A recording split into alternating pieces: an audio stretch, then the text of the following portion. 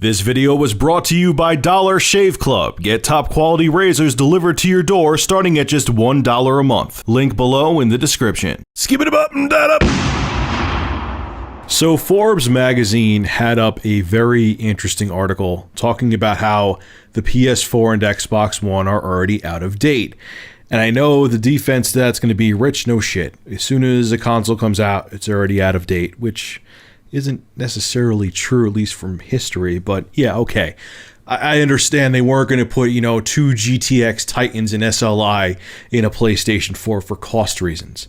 But the article makes some very good points, and what it's really about, it was written by John Archer, he was talking mostly about how 4K is here, 4K TVs and 4K resolution and all that is here, and the Xbox One and PS4 cannot do 4K gaming. And that's his biggest issue. What he says too, and the funniest thing is I totally agree with him, is that I constantly see people fighting about a game on the PS4 is 1080p, 60 frames per second, or just 1080p, and it's only 900p on the Xbox One. And with the big picture, if you really think about it, both consoles are dated and could be, I'm not guaranteeing this, maybe people won't care and they'll be happy playing their 900p and 1080p games on their budget 4K TV, because you already can get a good 4K TV for under $1,000. I'll talk about that in a minute. Actually, I'll talk about it now. Amazon already has a crap ton of cheap 4K TVs. They're starting like around $300, which stay away from those ones. They're only 30 hertz at 4K and they suck. Avoid them. They should be burned in a fire. When I looked, there was a Samsung that was 40 inches 4K and it was under $1,000. It was like $990 something, maybe like $999.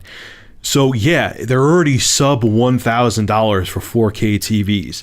And the reason I talk about that is I know the argument in the comment section going to be, Rich, oh, you're such a PC elitist, you're talking 4K when video cards like AMD's dual GPU video card now that could do 4K is at $1,500 plus. But those days, it's going to get affordable very fast.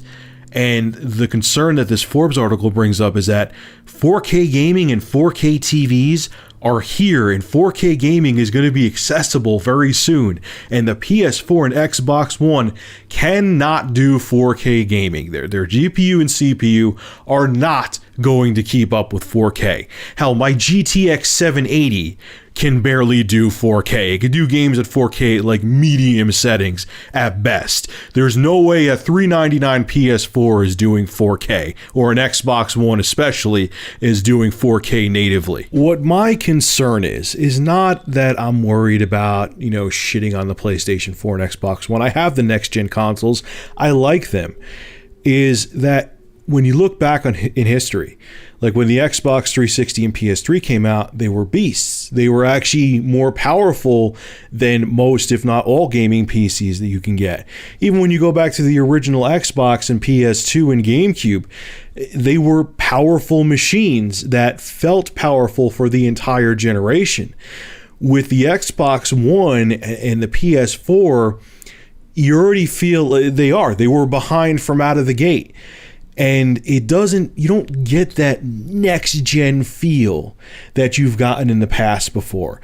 Now, I know people are going to say too, and there may be some truth to it. They're Rich, you're more into PC gaming than you've been before, so maybe you're not going to feel it as much because you've already seen the gradual upgrade in graphics over time when you've gotten better video cards and stuff like that. And that may be true, but there still isn't. And other people who were coming from 360 and PS3, they're excited, but it isn't like, oh my God, look at the difference. And there should be that, like, oh my God, look at the difference. The graphics should blow you away. And another telling thing, and I've never seen this before, okay, is the previous generation consoles, the 7th gen consoles, are getting the same exact games the 8th gen consoles are. Mostly. There's a couple exceptions, but most games for the current generation consoles are also coming out for the previous generation consoles. And besides textures and resolution, they're the same damn game. Destiny is the same game on the PS3 and Xbox 360 that it is on the PS4 and Xbox One. Titanfall is the same on the 360 that it is on the Xbox One. So it's kind of like, it just makes me really confused.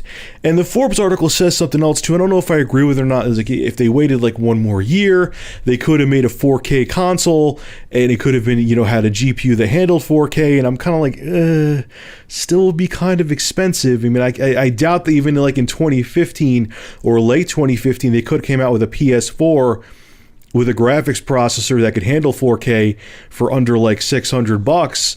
But I don't know. This is a really weird generation. This is a really weird console generation. And maybe everything will be hunky-dory.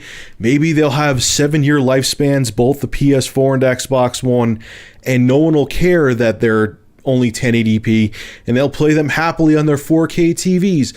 But it'll be interesting to see how people feel about the Xbox One and PS4 in like late 2016 or 2016 in general. It'll be interesting to see if people are still amped about them. And the other thing I'm concerned about too is that you remember like in 2011, developers really started complaining about the lack of horsepower the PS3 and Xbox 360 had. It took 6 years. Now we're already seeing like people realizing like, wow, the PS4 and Xbox One are probably already maxed out. What will developers be saying even in like 2 or 3 years? It's going to be an interesting generation, man. And it makes me want to take something I've said back. Maybe we're going to see another generation of consoles just because the fact that they can't make these Remember I always said that this will be the last generation in the last 10 years? What I'm thinking now is because the consoles are going to seem really out of date much quicker than I think Sony and Microsoft thought, we may see another generation like 4.5, 5 years from now simply because they need to come out with a console that can do 4K. So it's going to be an interesting ride, people. Let's see what happens. All right, folks, this is Rich of Review Tech USA. Make sure to rate, comment, favorite, and subscribe. And as always, thank you for supporting my channel. Have a good one.